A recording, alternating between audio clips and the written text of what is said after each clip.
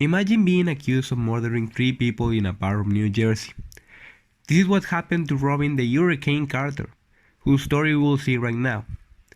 He was born on May 6, 1937 in Clifton, New Jersey.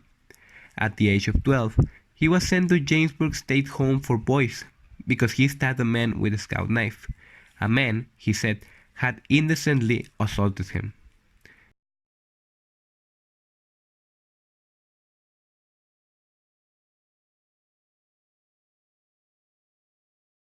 He accomplished 6 of the 7 years until he decides to escape and enter to the military service of the USA. There, he spent 2 years training as a boxer and winning multiple championships inside the army. He returned to New Jersey in order to start his boxing career, not before completing the year that he lived spending on the reformatory. After his release, he channeled his considerable anger towards his situation and that of Patterson's African American community into his boxing. He turned pro in 1961 and began a startling 4-fight winning streak, including 2 knockouts. For his lightning-fast feats, Carter soon earned the nickname Hurricane and became one of the top contenders for the world middleweight crown. He was especially known because of a crime in which he was unjustly indicted. It all began with the police officer involved in arresting him as a child, Vincent Simon, who, on a night 8 years later, witnessed 2 black gunmen who walked into a Lafayette bar and grill and opened fire, killing 3 customers before escaping. Carter and his friend, John Artis, were detained by the Simon.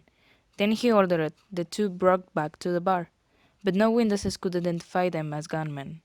Alfred Bellow and Arthur Bradley, 2 professional burglars who had seen the gunmen, gave descriptions which were nothing like Carter or Artis. Some months later, the Simon persuaded Bellow and Bradley to change their minds and identified Carter and Artis as the gunmen. In return for changing their story, the 2 burglars were offered a reward of $20,000 and a blind eye towards the crimes they committed on the night. His release in 1985 was due to a dog defense lawyer, Myron Beldock, who found the smoking gun evidence on prosecutorial misconduct. The real hero of the story was John Artis. He wasted the next 20 years in prison. From the outset, the prosecution had offered him plea bargains and freedom deals if only he would implicate Carter. His refusal to do so, especially when threatened with the electric chair, was truly courageous. Died in Toronto on Sunday. He was 76. Obviously, the case of Robin Carter is one of many where the decisions of the authorities were strongly influenced by corruption, and justice was less important than racism. The Hurricane devoted the rest of his life to projects that secured the release of innocent prisoners and campaigned powerfully against the death penalty. He was, after all, the living embodiment of the argument.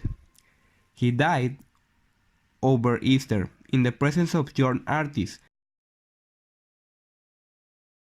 Obviously, the case of Rubin Carter is one of many where the decisions of the authorities were strongly influenced by corruption, and justice was less important than racism.